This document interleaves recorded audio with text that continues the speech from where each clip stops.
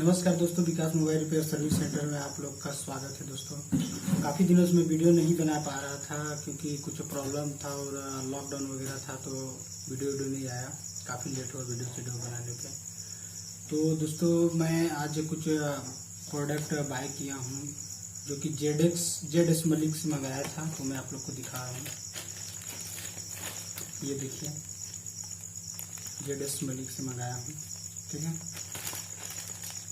इसके अंदर क्या चीज़ है, मैं इसे अनबॉक्सिंग करके आज आप लोग को दिखा रहा हूँ, ठीक है दोस्तों। तो चलिए वीडियो शुरू करते हैं।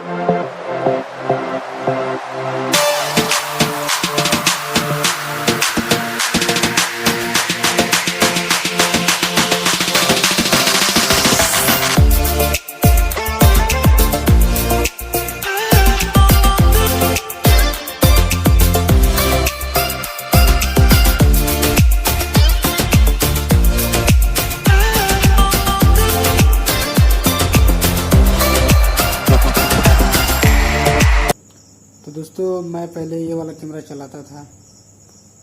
पहले मैं इसको चलाता था, इसका क्वालिटी ठीक नहीं है, ठीक है। मैं आप लोग को दिखा रहा हूँ इसको। पहले मैं ये वाला कैमरा चलाता था, ये वाला। इस कैमरे पे उतना क्वालिटी नहीं है, आप इसको लीजिएगा भी मत भूल के। अब मैं इस कैमरे को अब